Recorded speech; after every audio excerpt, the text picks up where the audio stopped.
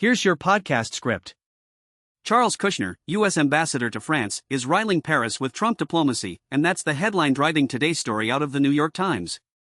For days before the 82nd anniversary of D-Day, Ambassador Charles Kushner made a quieter stop, a military cemetery in eastern France, where he recited the Kaddish prayer over the graves of 5 Jewish American soldiers who fell in World War I.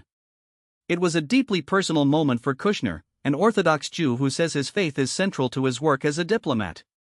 But it's his very public, very combative advocacy on behalf of Jews living in France today that has France's establishment on edge. Kushner, the father-in-law of Jared Kushner, who is married to Ivanka Trump, arrived in Paris last July, and within weeks he was already clashing with his hosts. He accused the French government of not doing enough to fight anti-Semitism. Nearly a year later, he says things have gotten worse. So much worse, in fact, that he's floated the idea of granting refugee status to French Jews even as the Trump administration is cutting back asylum access for nearly everyone else. His words, "They live in fear and they feel abandoned by this government." Those kinds of statements have consequences. Kushner has been summoned twice to the French Foreign Ministry to be formally rebuked for what officials there call interference in France's internal affairs. Both times, he refused to show up, calling the summons disrespectful to him personally and to the United States. French Foreign Minister Jean-Noël Barrot eventually threatened to bar Kushner from meeting with French officials altogether. That threat hasn't fully materialized. Kushner recently had breakfast with President Emmanuel Macron, but Macron's inner circle is reportedly keeping their distance, still stung by an open letter Kushner sent the French president last August. Now, who is Charles Kushner? Before this posting, he was a billionaire real estate developer from New Jersey. He also served more than a year in federal prison after pleading guilty to tax evasion and witness tampering, and was later pardoned by President Trump. He has acknowledged, in his own words, that he doesn't have the natural ingredients for diplomacy. His response to that? Quote, "We're very results-oriented, so if that shakes things up sometimes, maybe we shake them up." And that's really the point.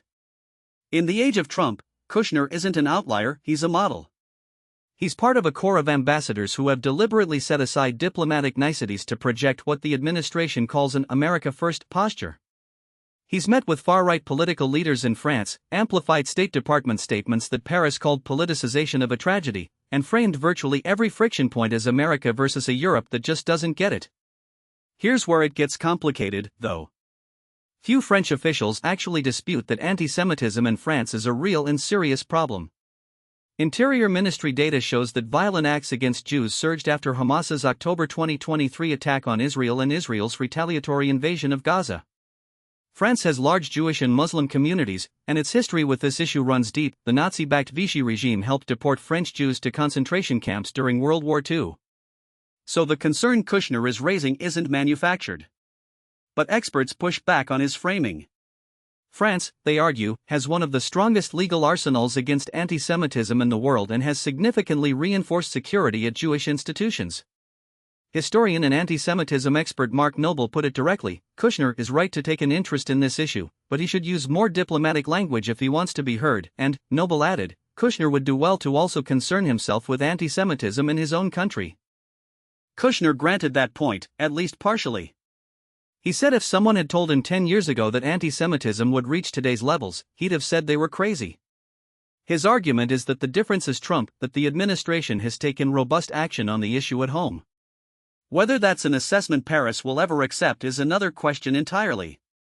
What's clear is that Charles Kushner has no intention of dialing it back.